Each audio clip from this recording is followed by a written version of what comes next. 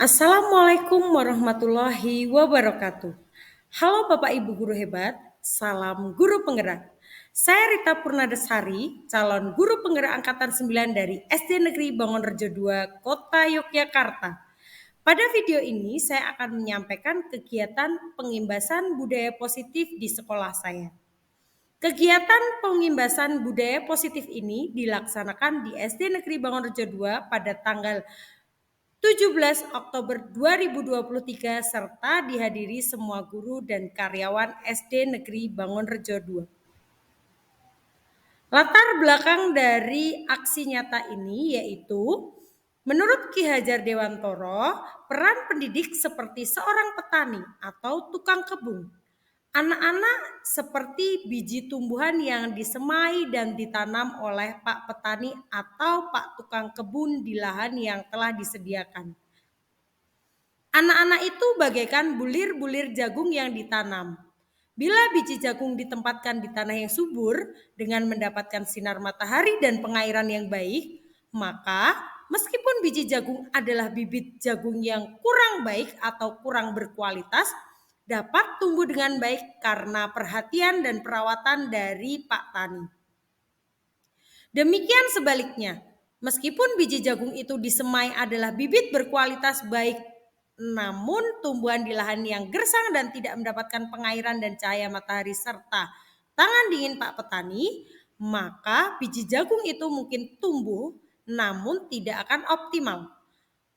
Oleh karena itu, sebagai seorang pendidik, kita harus bisa memahami bahwa sekolah diibaratkan sebagai lahan bercocok tanam, sehingga guru harus mengusahakan sekolah menjadi lingkungan yang menyenangkan agar dapat menumbuhkan karakter yang baik pada murid sesuai dengan profil pelajar Pancasila. Tujuan kegiatan ini adalah untuk mengajak seluruh warga sekolah menumbuhkan budaya positif di sekolah dengan meyakini nilai-nilai kebajikan universal serta mewujudkan siswa religius, berprestasi sesuai kodratnya, berwawasan lingkungan dan menjadi anak berprofil pelajar Pancasila. Tolok ukur pada kegiatan ini yaitu yang pertama, melaksanakan pembelajaran yang berpusat pada siswa atau merdeka belajar. Yang kedua, terlaksananya program pembiasaan berdoa dan beribadah tepat waktu. Yang ketiga, terlaksananya program sekolah berwawasan lingkungan. Dan yang keempat atau yang terakhir, terwujudnya siswa berprofil pelajar Pancasila yakni beriman dan bertakwa kepada Tuhan Yang Maha Esa dan berakhlak mulia, mandiri, bernalar kritis, berkebinekaan global, bergotong royong, dan kreatif. Lini masa pada kegiatan ini yaitu pada minggu pertama, calon guru penggerak meminta izin dan dukungan kepada kepala sekolah atau PLH terkait aksi nyata yang akan dilakukan dan merumuskan keyakinan kelas dengan melibatkan siswa dalam membuat keyakinan kelas. Minggu kedua, mensosialisasikan kepada rekan-rekan guru dan siswa tentang kegiatan aksi nyata atau membuat kesepakatan kelas. Minggu ketiga, membimbing siswa dalam penerapan aksi nyata atau melaksanakan keyakinan kelas atau kesepakatan kelas. Dan minggu keempat, menumbuhkan kebiasaan-kebiasaan dalam aksi nyata menjadi pembiasaan budaya positif di sekolah.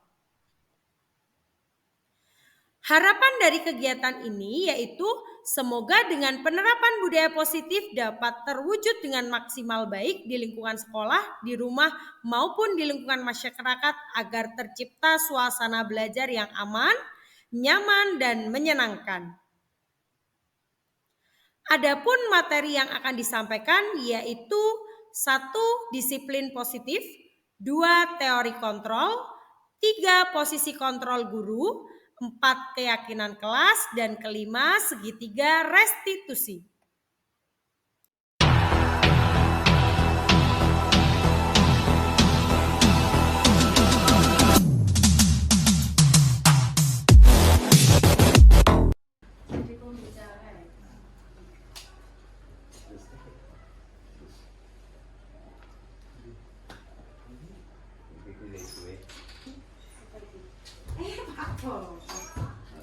Gimana saudara Pak Abo?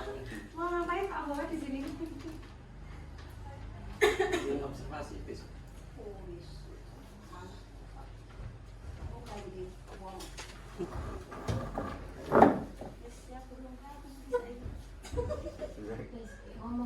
Masak serius ora iki malah ya, malah guru dhewe malah serius.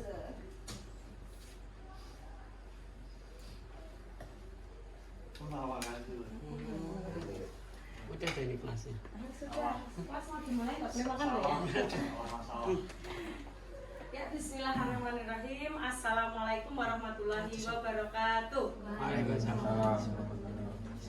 Pertama-tama marilah kita panjatkan puji syukur atas kehadiran Tuhan yang Maha Kuasa sehingga kita bisa berkumpul di tempat ini dengan keadaan yang sehat walafiat dan bisa mengikuti kegiatan hari ini dengan baik. Yang terhormat Ibu Mujiati selaku PLH SD Negeri Bangorjo 2, yang terhormat Bapak Ibu guru serta karyawan SD Negeri Bangorjo 2. Acara hari ini adalah penyampaian pengimbasan budaya positif di sekolah, materi calon guru penggerak angkatan ke-9 di modul 1.4. Nah, materi hari ini yang pertama yaitu pembukaan, yang kedua yaitu nanti sosialisasi tentang budaya positif, yang ketiga nanti ada diskusi dan tanya jawab. Oke, untuk itu acara hari ini kita buka dengan bacaan basmalah bersama-sama. Bismillahirrahmanirrahim. Baik, menginjak acara kedua itu yaitu pengimbasan budaya positif di sekolah. Materi yang akan saya sampaikan yang pertama yaitu tentang disiplin positif, yang kedua tentang teori kontrol, yang ketiga posisi kontrol guru, yang keempat keyakinan kelas, dan yang kelima adalah segitiga restitusi. Dari yang pertama tentang disiplin positif. Nah, sebelum kita masuk ke materi yang pertama, di sini ada pertanyaan pemantik. Jika Bapak Ibu sekalian itu mendapati murid yang sering membuat kesalahan, misalnya bertengkar, jika Bapak Ibu sekarang menjadi guru anak tersebut, kira-kira apa yang Bapak Ibu guru lakukan ketika mendapati murid yang sering membuat kesalahan, misalnya berkata kasar, bertengkar, mengejek temannya. Nah, itu kira-kira apa yang Bapak Ibu guru lakukan ketika mendapatkan murid seperti itu? Kira-kira memarahi murid yang membuat onar. Apalagi membina, didiamkan saja, mengeluarkan dari sekolah. Wow. Oh, disenyumi aja. Oke, banyak sekali ya. Ada yang dimarahi, ada yang dibina, dinasehati, kemudian ada yang didiamkan saja. Nah, mungkin tindakan-tindakan dari Bapak Ibu semua itu karena sudah tahu track record anak tersebut. Kalau memang itu anak yang membuat onar, ya sudah didiamkan saja, mungkin gitu. Sudah capek yang ngasih tahu. Kalau mungkin anak itu masih bisa dinasehati, nah seperti yang dikatakan Pak Dedi, dinasehati terlebih dahulu. Nah, kalau Pak Aziz itu mungkin emosinya kurang stabil, jadi langsung dimarahi. Begitu. Itu adalah hal yang manusiawi ya. Nah, kira-kira apa yang sudah Bapak Ibu guru lakukan itu sudah sesuai belum sih dengan sistem pendidikan di Indonesia? Nah, di sini saya mengutip kata-kata dari Ki Hajar Dewantoro, Bapak Pendidikan kita. Menurut Ki Hajar Dewantoro, mendidik dan mengajar adalah proses memanusiakan manusia, sehingga harus memerdekakan manusia dan segala aspek kehidupan baik secara fisik, mental, jasmani, dan rohani. Jadi ketika kita menemukan siswa bermasalah, siswa yang mungkin pembuat onar, kita sebagai guru harus bisa memanusiakan manusia. Nah, bagaimana caranya? Nah, itu ada di materi disiplin positif. Nah, di sini guru memiliki peran untuk menuntun kodrat yang ada pada anak agar anak menjadi manusia yang selamat dan bahagia dan menjadi individu yang merdeka. Individu yang sadar dari dalam untuk mengambil keputusan yang baik. Jadi sebagai guru kita harus menuntun siswa kita, murid kita itu agar bisa sadar untuk mengambil keputusan yang baik sehingga bisa mengambil sikap yang baik dan berperilaku baik seperti itu. Nah, budaya positif itu merupakan perwujudan dari nilai-nilai atau keyakinan universal yang diterapkan sekolah. Budaya positif itu diawali dengan perubahan paradigma tentang teori kontrol. Semua perilaku manusia pasti memiliki tujuan. Bahkan sebuah kesalahan yang dilakukan siswa pasti memiliki alasan. Alasan tersebut biasanya disebut dengan pemenuhan kebutuhan dasar manusia. Nanti kita akan pelajari apa saja kebutuhan dasar manusia. Ketika kita tahu, oh siswa kita itu sering ngobrol sendiri di kelas, itu ternyata ada kebutuhan dasarnya yang belum terpenuhi. Jadi kita harus tahu apa kebutuhan dasar itu yang belum dipenuhi siswa tersebut, sehingga siswa tersebut melakukan tindakan-tindakan yang tidak sesuai dengan aturan. Nah, di sini konsep-konsep dalam budaya positif. Ada disiplin positif, ada teori motivasi, ada teori kontrol, ada posisi kontrol guru, kebutuhan dasar manusia, keyakinan kelas, dan segitiga restitusi. Tadi disiplin positif sudah saya singgung sedikit. Sedangkan tentang teori motivasi. Teori motivasi ini itu bisa dimunculkan oleh siswa. Selama ini untuk memunculkan motivasi siswa biasanya Bapak Ibu guru melakukan apa? Memberikan apa ke siswa? Persepsi. Hah? Persepsi. Apersepsi. Selain apersepsi, biar siswa termotivasi untuk mengikuti belajar. Reward. Apalagi? Pemberian hadiah. Nah, ternyata ketika kita memberikan hadiah, kalau kita lakukan terus-menerus, memang motivasi siswa itu akan muncul. Dia akan bersemangat untuk mengikuti pembelajaran karena tahu ada iming-imingnya, mau dikasih hadiah. Begitu. Tetapi lama-kelamaan motivasi yang muncul itu motivasi apa? Internal atau eksternal? Eksternal, karena diiming-imingi hadiah.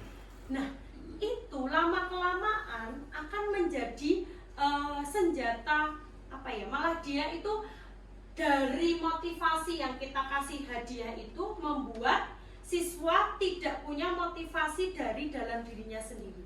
Jadi dia mau berlaku baik, berperilaku baik, mau mengerjakan tugas, mau menjawab pertanyaan dari guru, itu hanya karena ada hadiah. Ketika tidak ada hadiah, ya anak tersebut tidak mau menjawab, tidak mau mengerjakan soal. Karena apa? Terbiasa diberi reward ketika anak sudah melakukan hal yang baik.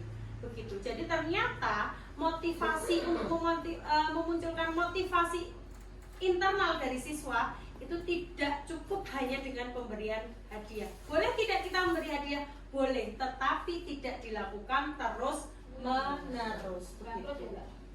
Gimana Bu? Bangkrut ya, bisa bangkrut. Nah, dikasih sangu setiap hari malah nggak berangkat ya Bu ya. Terus ada juga teori kontrol. Jadi sebagai guru itu ada kontrol kita sebagai guru itu apa saja, dan posisi kontrol guru itu apa saja akan kita pelajari di materi selanjutnya. Nah, di sini disiplin positif, budaya disiplin positif di sekolah itu merupakan nilai-nilai, keyakinan, dan kebiasaan di sekolah yang berpihak pada murid.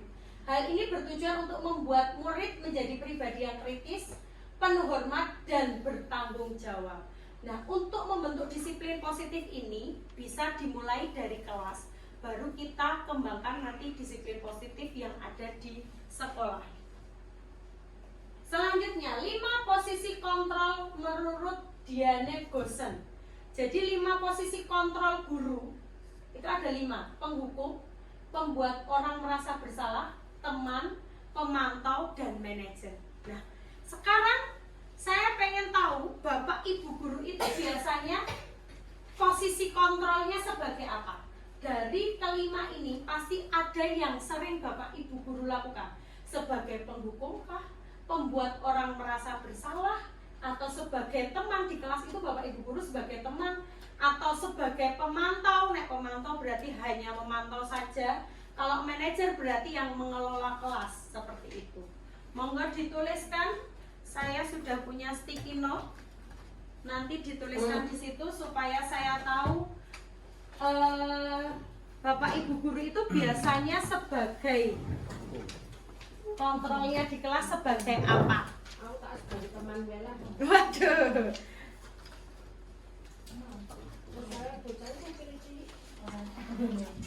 Boleh, biasanya sebagai apa? Sebagai apa? Yang sering Bapak Ibu lakukan kepada Bu sebagai penghukum. Dikasih nama ya? Ya nggak usah deh, nggak usah. Nggak usah ya, Ben. Surprise. Surprise, nggak usah. Biar saya tahu.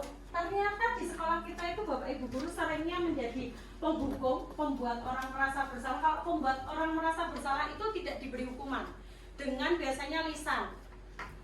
Misalnya, kamu itu seringnya berkata kasar, nanti temanmu itu jadinya marah loh. Nah itu membuat orang merasa bersalah, tapi tidak diberi hukuman.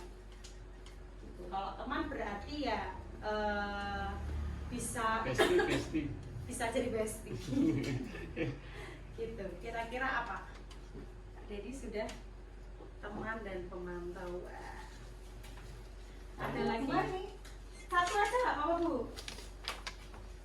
Tambahkan aja ya di sini. Oh iya. Membuat onar. Oh Pak Lutfi pembuat onar ya? Memang kalau Pak Lutfi itu pembuat onar. Membuat onar. Pembuat rasa bersalah ini berdiri semua. Aku pemantau teman. Salah. Iya, aku pemantau teman. Khususnya iya. Aduh, nggak usah ditempelkan. Untuk pulas. Aku lihat dari temen ini malah kepenak dia ngomong bocah. Hanya satu lempar boleh ini.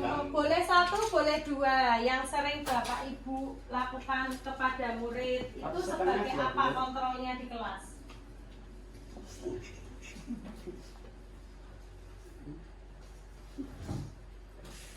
Teman manajer. Ganti sesuatu. Ganti sesuatu ada ngerti ngono. Sudah? Teman tapi Nggak bisa nempel. Saya bacakan aja. Ini ada yang teman, ada teman dan pemantau.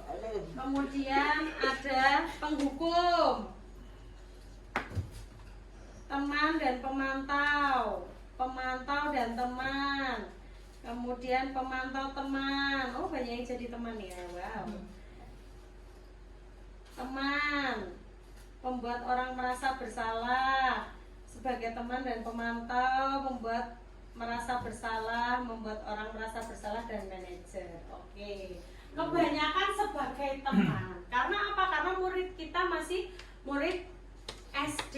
Jadi anak-anak itu ketika kita memposisikan diri sebagai teman, mereka akan nyaman untuk menceritakan masalahnya yang ada di rumah maupun di lingkungan masyarakat dan lain-lain. Nah, setiap guru itu pasti pernah menjadi penghukum, pernah menjadi pembuat orang merasa bersalah, pernah menjadi teman, pernah menjadi pemantau, dan pasti pernah menjadi manajer. Setiap guru pasti pernah melakukan 5 posisi kontrol ini. Cuman yang saya tanyakan tadi adalah yang sering Bapak Ibu lakukan di kelas seperti itu. Yang penghukum cuma 1 ini. Wow, siapa dia? Penghukum. Wow. Nah, saya akan jelaskan ketika Bapak Ibu guru sebagai penghukum itu bisa menggunakan hukuman fisik maupun verbal. Jadi bisa dengan kata-kata yang menyakiti hati siswa atau dengan fisik. Kalau fisik biasanya disuruh berdiri di depan kelas disuruh lari mengelilingi lapangan, dan lain-lain. Orang-orang yang menjalani posisi penghukum senantiasa mengatakan bahwa sekolah memerlukan sistem atau alat yang dapat lebih menekan murid-murid lebih dalam lagi. Guru-guru yang menerapkan posisi penghukum akan berkata, patuhi aturan saya, atau awas kalau tidak kamu patuhi. Siapa itu? Atau pemerintah. Terus mengatakan kamu selalu saja salah. Sudah dikasih tahu masih salah. Nah itu siapa itu yang sering kayak gitu? Saya. Terus pasti selalu yang terakhir selesai. Oh nah itu nggak pernah saya bilang gitu. Kalau nggak selesai ya sudah kumpulkan aja. Nah guru-guru seperti ini senantiasa percaya hanya ada satu cara agar pembelajaran bisa berhasil, yaitu dengan cara yang mengikuti guru tersebut. Harus sesuai dengan aturan guru tersebut. Nah itu ciri-ciri guru penghukum. Ada dampaknya tidak ketika guru itu menjadi guru penghukum? Kontrolnya sebagai penghukum. Ada. Apa dampaknya? Murid menjadi takut, ketakutan. Jadi takut dan merasa tidak nyaman ketika di sekolah. Seperti itu. Dia bisa di kelas mendengarkan guru, tetapi dia dipenuhi rasa ketakutan sehingga tidak enjoy. Ketika anak tidak enjoy, tidak merasa nyaman, tidak senang di kelas, dia akan menerima materi juga sulit. Begitu. Kemudian posisi kontrol kedua yaitu pembuat merasa bersalah. Nah ini sering sekali saya pribadi, saya sering sekali ini menjadi pembuat merasa bersalah. Pada posisi ini biasanya guru akan bersuara lebih lembut. Membuat rasa bersalah akan menggunakan keheningan yang membuat orang lain merasa tidak nyaman, bersalah atau rendah diri. Kata-kata yang keluar dengan lembut akan seperti, ibu sangat kecewa sekali dengan kamu. Kok kamu itu sudah dikasih tahu seperti ini, kok tidak bisa, masih dilakukan lagi kesalahan yang sama. Nah, itu adalah posisi guru sebagai pembuat rasa bersalah. Hasilnya, murid akan merasa bersalah telah mengecewakan ibu atau bapak gurunya. Sikap seperti ini lebih berbahaya dari sikap penghukum ternyata. Karena emosi akan tertanam rapat di dalam, murid menahan perasaan. Jadi dia merasa bersalah sehingga dia merasa gagal menjadi murid. Nah itu ternyata lebih berbahaya daripada penghukum, karena dia hanya dijudge kalau dia salah seperti itu. Itu ternyata kurang baik ketika kita terapkan terus-menerus di kelas. Selanjutnya posisi teman. Nah ini banyak sekali tadi Bapak Ibu guru menuliskan sebagai teman. Guru pada posisi ini tidak akan menyakiti murid, namun akan tetap berupaya mengontrol murid melalui persuasi, melalui ajakan. Posisi teman pada guru bisa negatif ataupun positif. Mereka akan berkata, ayo bantulah demi bapak ya, demi ibu ya, yuk dibantu yuk. Gitu. Ayo ingat tidak bantuan bapak selama ini. Hal negatif dari posisi teman, ini berarti hal-hal yang negatif, adalah bila suatu guru tersebut tidak membantu, maka muridnya akan kecewa. Jadi karena merasa dekat, kemudian dengan kata-kata yang manis, yang halus, terus muridnya dimintain bantuan. Tolong dong diambilin itu tasnya Burita di bawah, nah, kayak gitu. Itu ternyata ketika guru menjadi posisinya menjadi teman, itu bisa berakibat negatif. Nah, ketika negatif itu, guru itu akan berkata, saya pikir bapak atau ibu itu teman saya, murid itu saya pikir teman saya. Ternyata jadi membuat mindset murid itu merasa, tak kira saya itu dekat dengan guru saya, tapi kok saya masih salah ketika saya tidak mengikuti perintah guru saya tidak membantu guru saya. Padahal kita tuh dekat, saya cuma sekali tidak bantu guru saya, kok saya jadi salah. Nah itu akan membentuk hal negatif. Hal lain yang mungkin timbul adalah murid akan bertindak untuk guru tertentu dan tidak untuk guru lainnya. hanya satu guru saja karena merasa paling dekat dengan guru tersebut, maunya dengan guru tersebut, tidak mau dengan guru yang lainnya. Nah, itu adalah hal negatif ketika kita memposisikan diri sebagai teman. Tetapi hal positifnya biasanya siswa akan lebih dekat dan dia nyaman untuk bercerita apapun masalahnya di sekolah, di rumah, dia akan berani untuk bercerita kepada gurunya ketika sudah merasa posisinya sebagai teman.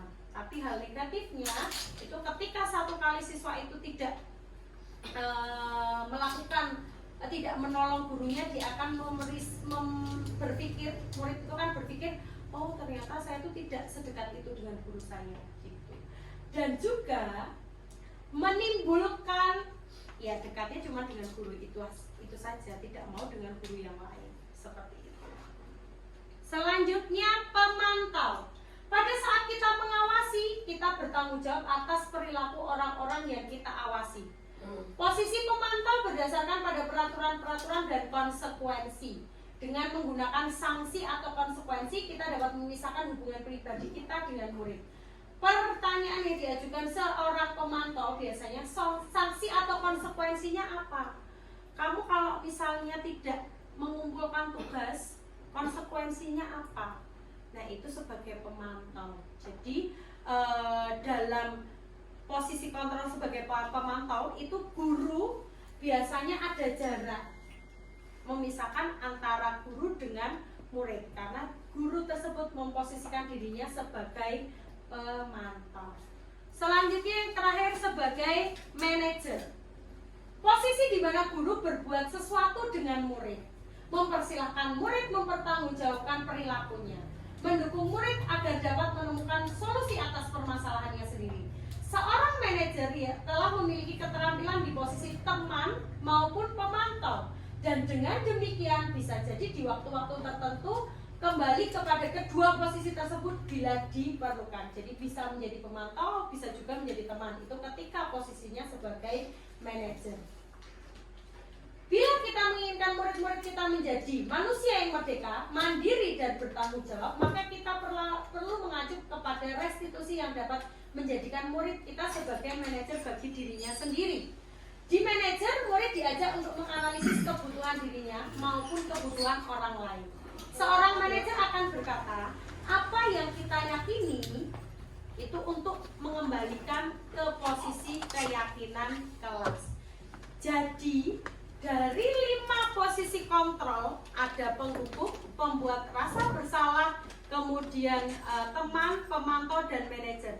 Kira-kira setelah tahu deskripsi tentang 5 posisi kontrol itu, seharusnya sebagai seorang guru memposisikan dirinya sebagai yang paling tepat, manajer. Ketika guru sebagai manajer, guru tersebut bisa sebagai teman dan juga bisa sebagai pemantau. Ketika guru sudah berhasil memanajer kelasnya, itu nanti lama-kelamaan juga siswa itu juga bisa memanajer dirinya sendiri. Seperti itu. Jadi kita sebagai guru harusnya bisa memposisikan diri sebagai manajer.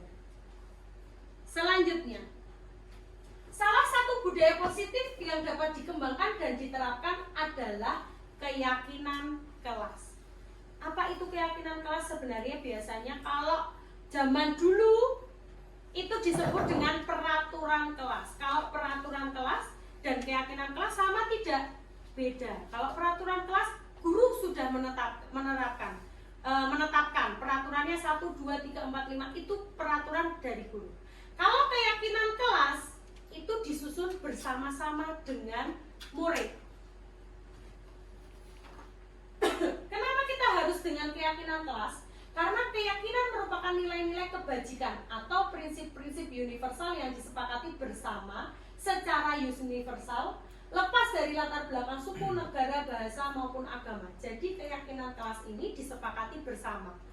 Dari murid membuat sendiri kesepakatannya, kemudian dituliskan dan ditempelkan di kelas. Jadi untuk membentuk keyakinan kelas ini dilakukan bersama dengan murid. Ciri-ciri keyakinan kelas yang pertama, kelihatan nggak ya? Enggak. Kelihatan. Kelihatan. Nomor 1 Yang satu bersifat lebih abstrak. Kelihatan. Yang kedua, oh enggak, Kelihatan. tak ganti tulisannya. Enggak. Enggak. Enggak kelihatan. Enggak kelihatan. Kelihatan Aku nggak lu Pak Lutfi? kacamata, lu tak ada kacamata tambah cetul. Ya udah buat kacamata ini tambah ini. Oke, ciri-ciri keyakinan kelas. Yang pertama, oh enggak, monggo. Bersifat lebih abstrak. Yang kedua berupa pernyataan universal yang dibuat dalam bentuk kalimat positif. Jadi kalau bisa membuat keyakinan kelas itu dengan pernyataan positif. Yang ketiga tidak dalam jumlah yang banyak sehingga mudah diingat murid. Yang keempat sesuatu yang dapat diterapkan di lingkungan kelas. Yang kelima dibuat melibatkan warga kelas melalui curah pendapat. Yang keenam dapat ditinjau ulang dari waktu ke waktu. Jadi sebenarnya lebih baiknya ketika sebelum 8 pelajaran itu Bapak Ibu membuat keyakinan kelas bersama-sama dengan murid. Usahakan dengan kalimat positif. Contoh kalimat positif bagaimana? Misalnya, kalau ini tidak boleh berbicara berbicara sendiri di dalam kelas. Itu positif tidak? Tidak. Tidak, karena ada kata tidak. Berarti kalau kita ubah menjadi kalimat positif bagaimana? Ajakan. Di dalam kelas? Ayo. Ayo. Diam. Ayo diam. Nah, ketika di dalam kelas, Kalau berbicara di dalam kelas, kalau berbicara dalam kelas harus menggunakan bahasa yang baik. harus menggunakan bahasa yang baik. Ketika guru sedang menjelaskan, murid mendengarkan. Nah, itu adalah contoh-contoh kalimat positif dalam membuat keyakinan kelas. Sebentar. Bocahnya rajin lagi enggak. Nah, itulah PR kita. Kita kalau bagaimana cara membuat keyakinan kelas dengan kata-kata positif? Bisa seperti ini. Bapak Ibu guru membuat bersama-sama dengan murid. Kemudian apapun yang ditulis itu boleh bebas. Nah, setelah itu semua keyakinan kelas yang sudah ditulis atau kalau saya sudah mempraktekkan, saya buat keyakinan kelas itu dengan sticky note kayak gini, sama seperti ini. Setiap siswa boleh nulis. Kok di sini salah? Jadi ini contohnya.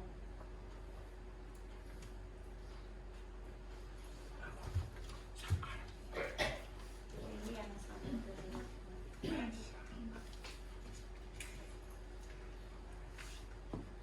nah, jadi di sini siswa itu saya beri sticky note untuk ditulis bebas tentang keyakinan kelas. Apa yang boleh dilakukan, apa yang tidak boleh dilakukan, pokoknya bebas. Semua tentang keyakinan kelas yang menurut mereka yakini bisa mereka lakukan di dalam kelas. Nah, ketika sudah ditulis dan ditempel, kita bacakan bersama-sama. Terus kita kasih tahu, nah dalam membuat keyakinan kelas itu harus menggunakan kata-kata yang positif. Kata-kata positif contohnya seperti ini. Kita bacakan, misal ada yang bilang, tidak boleh berkata jorok, Bu. Tidak boleh berkata jorok itu termasuk kalimat positif atau tidak? Tidak. Tidak. Nah, kita buat yuk lebih positif. Bagaimana?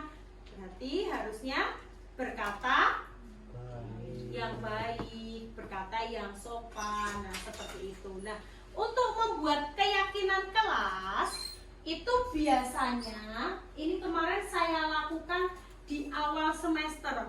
Ketika kita 10 hari ada transisi PAUD SD, nah salah satunya 1 hari saya gunakan untuk membentuk keyakinan kelas. Begitu. Kalau sekarang apakah sudah terlambat? Boleh ketika Bapak Ibu mau praktekkan di kelas, boleh beli sticky note, modal sticky note dibagikan ke siswa, kemudian siswa menuliskan. Boleh 1 keyakinan kelas, boleh 2, boleh 3 bebas.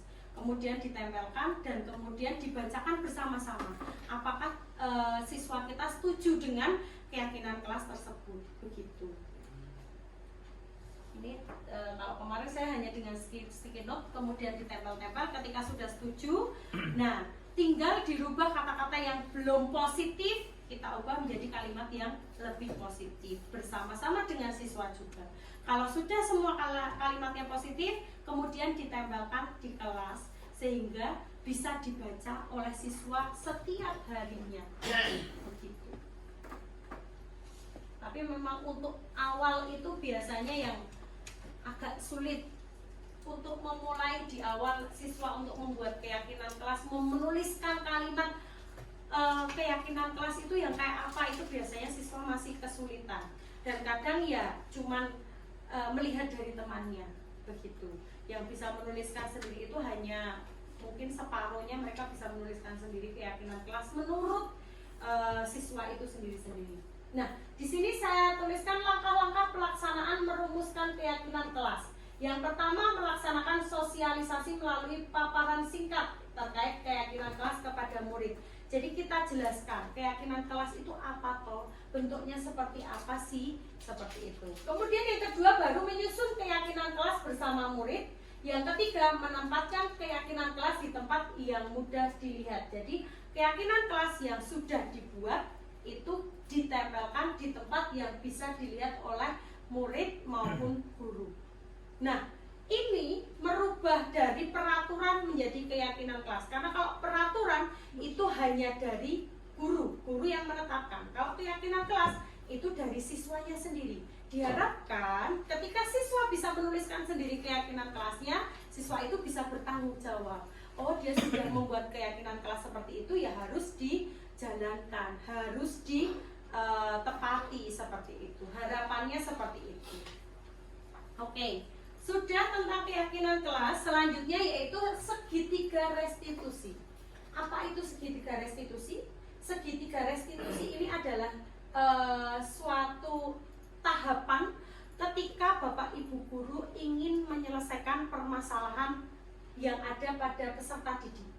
Jadi ketika menemui peserta didik yang melakukan kesalahan, alangkah lebih baiknya kita menerapkan segitiga restitusi ini. Langkah pertama yaitu menstabilkan identitas. Apa itu menstabilkan identitas?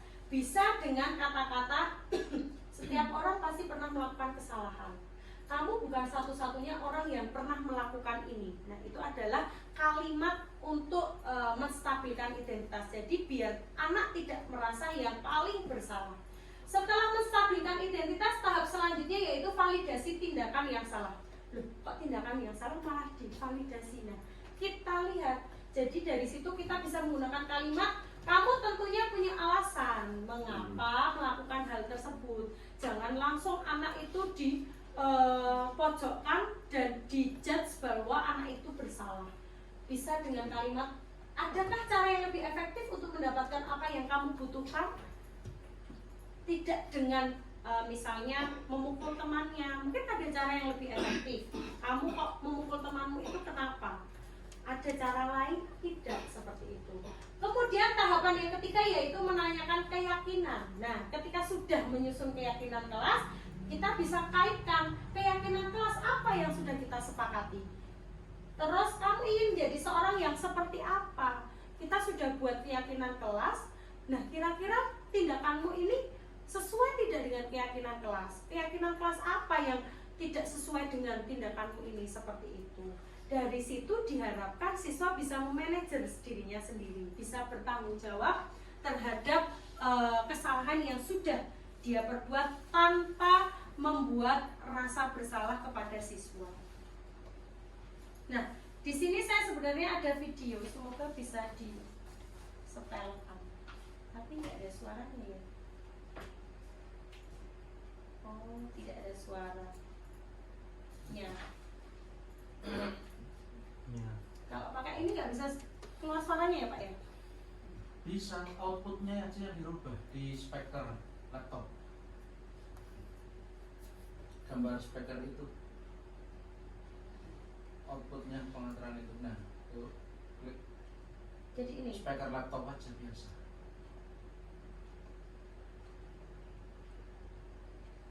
Oh, iya. Jadi speaker laptop. Ini kemarin segitiga restitusi. Ini ada suara saya yang sangat merdu. Jadi ini ada sebuah kasus. Ini prolog ya. Jadi ada kasus siswa yang tidak mengerjakan tugas ketika ditinggal oleh gurunya, ada rapat dinas. Nah, ini saya menerapkan segitiga restitusi. Kamu tahu kenapa Bu Rita panggil ke sini? Mungkin berkaitan dengan tugas, Bu. Iya, benar. Tetapi kemarin mereka masuk sekolah, kan? Iya, Bu, masuk. Tetapi aku tidak mengerjakan tugas. Setiap orang itu pasti pernah melakukan kesalahan mereka, termasuk Bu Rita. Namun, semua tindakan itu pasti ada alasannya. Dan kira-kira kenapa mereka kemarin tidak melakukan tugas? Novel Saya capek dan mengantuk, Bu, soalnya malam tanya jawab, sampai jam 12 malam. tanya-tanya. Akhirnya saat pelajaran saya jadi ngantuk. Kamu masih ingat tidak dengan keyakinan kelas kita? Masih, Bu. Keyakinan kelas mana yang kira-kira kamu langgar? Bertanggung jawab. Nah, ternyata kamu tahu bahwa kita harus selalu bertanggung jawab. Nah, kira-kira Michael punya solusi tidak untuk masalah ini? Iya, Bu. Pertama, aku minta maaf karena tidak mengumpulkan tugas. Dan kedua, aku tidak akan tidur terlalu malam lagi. Dan ketiga, aku akan mengerjakan tugas dari berita dan mengumpulkannya besok. Oke, baik sekali solusi yang sudah Michael berikan ke berita. Sekarang, Michael boleh lanjutkan untuk istirahat. Terima kasih, Bu Rita. Ya, sama-sama. Ya. Nah, ini adalah salah satu contoh penerapan segitiga restitusi. Nah, yang akan menjadi pertanyaan Bapak Ibu semua, karena sekolah kita inklusi, sekolah inklusi di mana ada beberapa siswa yang memiliki gangguan emosi, ada juga siswa yang tunalaras. Apakah bisa kita terapkan segitiga restitusi ini? Bisa, namun tujuan yang kita inginkan agar siswa itu bisa memanajer dirinya sendiri, agar siswa bisa bertanggung jawab, itu mungkin perlu waktu untuk bisa merubah siswa itu menjadi siswa yang bisa memanajer dirinya sendiri, bisa memanajer emosinya. Nah, itu kita butuh waktu. Waktu yang dibutuhkan untuk mengubah siswa itu antara siswa normal dengan siswa-siswa yang berkebutuhan khusus, terutama yang punya gangguan emosi dan juga tunalaras, itu memang berbeda. Begitu. Apalagi menumbuhkan kesadaran seperti yang tadi Michael jawab, bisa tahu, oh kesalahan saya ini, Bu. Kalau begitu solusinya saya akan seperti ini. Untuk anak-anak yang tunalaras dan juga gangguan emosi, itu mungkin akan sulit untuk bisa menjawab seperti yang dijawab oleh Michael itu tadi. Begitu. Itu mungkin yang kemarin ketika saya dapat materi ini juga muncul pertanyaan, apakah ini bisa diterapkan untuk anak-anak yang memiliki gangguan emosi? Bisa, tetapi dengan modifikasi dan juga butuh waktu yang lebih lama, seperti itu. Nah, selanjutnya di sini ciri-ciri restitusi. Ciri-ciri restitusi yaitu yang pertama, bukan untuk menebus kesalahan, namun untuk belajar dari kesalahan. Yang kedua, untuk memperbaiki hubungan. Yang ketiga, tawaran bukan paksaan. Yang keempat, restitusi menuntut untuk melihat ke dalam diri. Yang kelima, restitusi mencari kebutuhan dasar yang mendasari tindakan.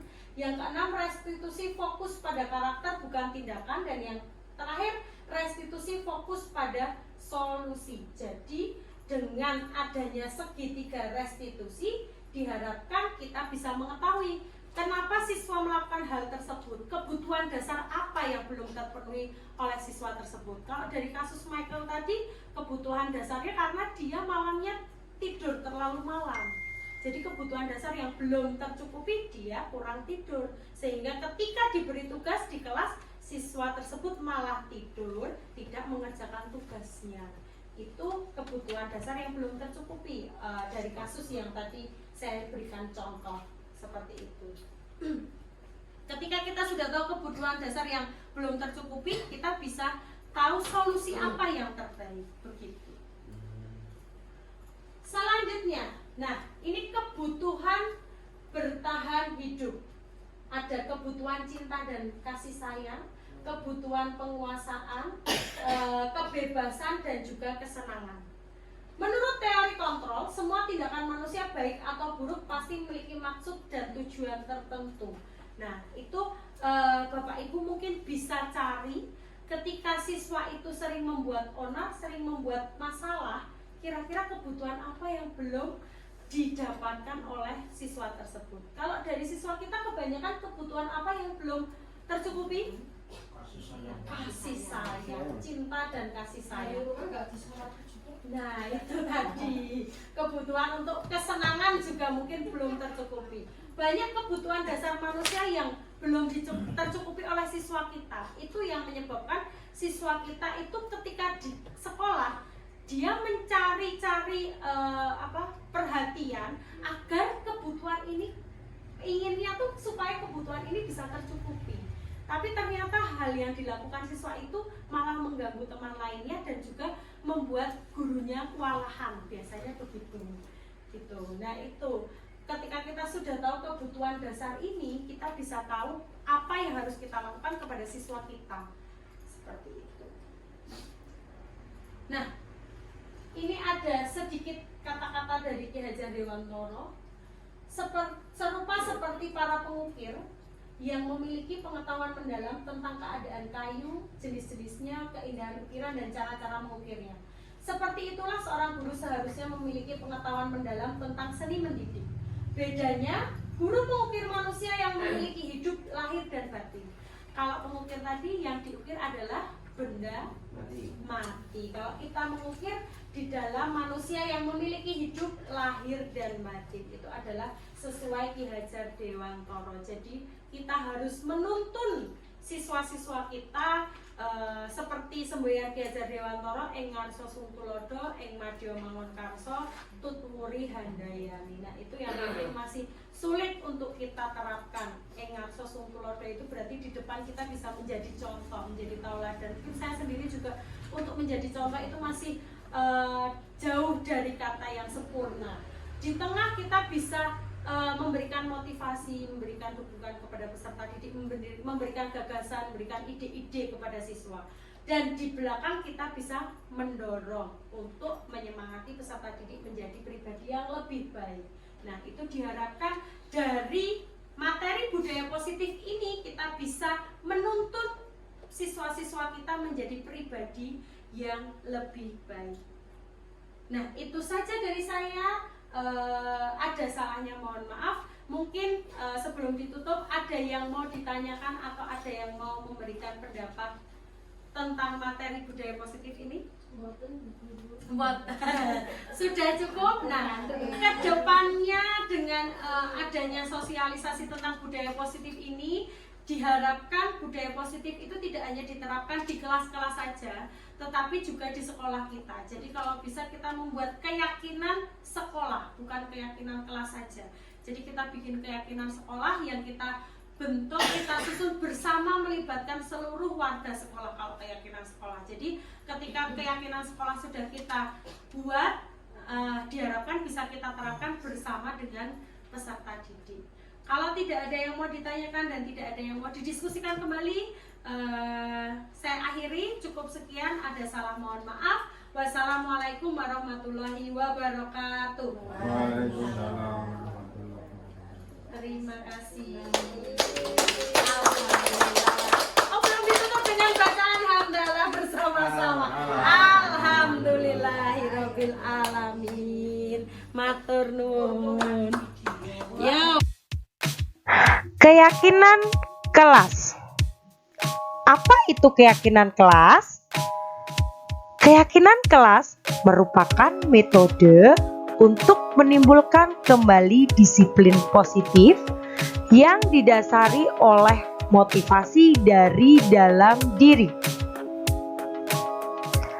Implementasi keyakinan kelas dilatar belakangi bahwa ditemukannya satu atau beberapa murid di kelas yang masih perlu diingatkan untuk melakukan tindakan kedisiplinan.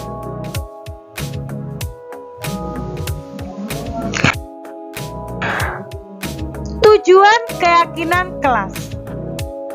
Dengan dibentuknya keyakinan kelas bertujuan untuk 1. Menumbuhkan keterlibatan murid dalam bentuk keyakinan kelas untuk mencapai kelas impian bersama guna membuat pembelajaran yang efektif.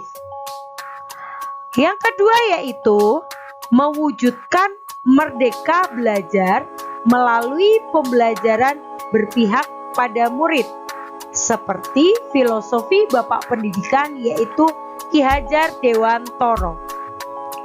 Yang ketiga, menciptakan komunikasi segala arah antara guru dengan murid-murid di dalam kelas. Yang keempat atau yang terakhir yaitu untuk membiasakan budaya dan disiplin positif yang ada di kelas, kemudian akan diterapkan ke seluruh sekolah. Kriteria keyakinan kelas. Adapun hal-hal yang harus diperhatikan dalam pembentukan keyakinan kelas adalah sebagai berikut. Yang pertama, keyakinan kelas bersifat lebih abstrak daripada peraturan yang sifatnya lebih rinci dan konkret.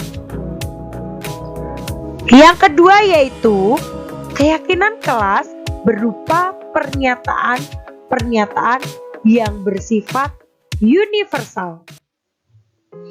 Yang ketiga, pernyataan keyakinan kelas senantiasa dibuat dalam bentuk kalimat positif.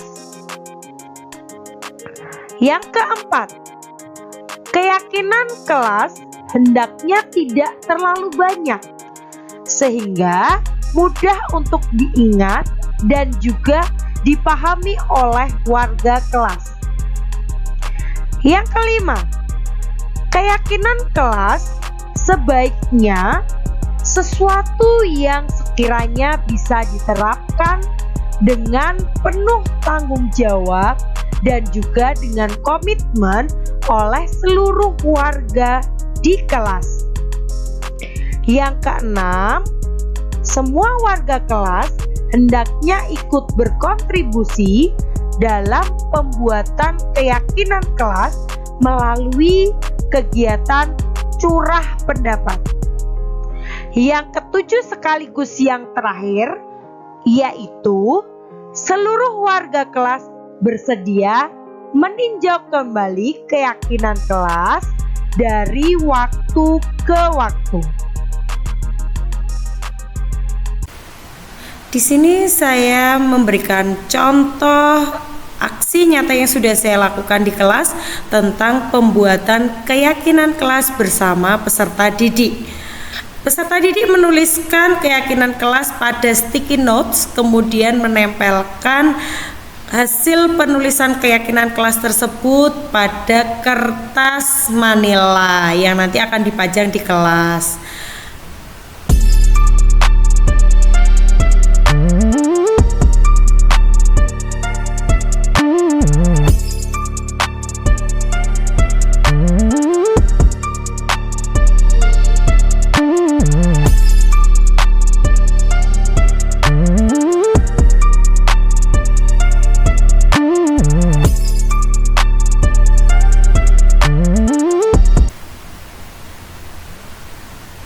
Nah, setelah siswa membuat keyakinan kelas, kemudian siswa juga menuliskan kembali keyakinan kelas tersebut menggunakan kata-kata positif.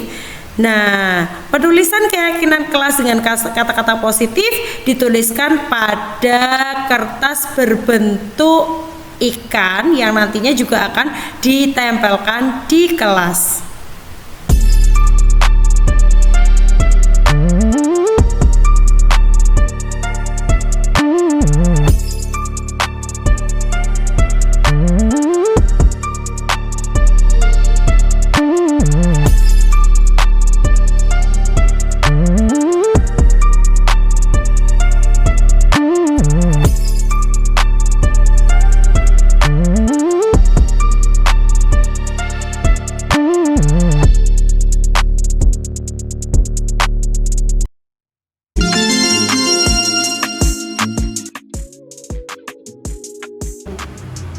Assalamualaikum warahmatullahi wabarakatuh. Nama saya Ahmad Dwi Aziz. Saya guru kelas 4 di SD Negeri Bangorojo 2. Setelah saya mengikuti presentasi dari Ibu Purnasari, saya jadi mengetahui peran saya sebagai manajer di kelas 4 ini. Apa yang harus saya lakukan sebagai manajer? Seperti membuat keyakinan kelas, lalu membuat segitiga restitusi untuk beberapa anak didik saya yang mempunyai hambatan kelakuan atau kelakuan yang kurang baik seperti itu. Ya, mungkin sangat membantu sekali bagi saya sebagai guru kelas apa yang sudah dipresentasikan oleh Bu Rita. Semoga semua bisa lancar. Amin. Wassalamualaikum warahmatullahi wabarakatuh. Assalamualaikum warahmatullahi wabarakatuh.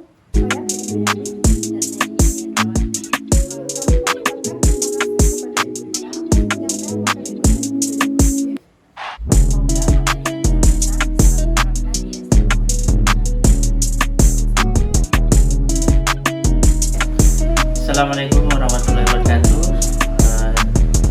Terima kasih untuk pemberian materi yang sudah disampaikan oleh Ibu Rita terkait dengan budaya positif yang perlu kita laksanakan di sekolah. Tentu dari beberapa penjelasan yang sudah disampaikan oleh Ibu Rita ini sangat bermanfaat. Semoga ke depan apapun siapapun dimanapun mendengarkan testimoni ini, semoga bisa diterapkan di sekolah tentunya dengan tujuan untuk bagaimana nanti peserta didik kita bisa lebih baik ke depan. Terima kasih dari saya. Assalamualaikum warahmatullahi wabarakatuh.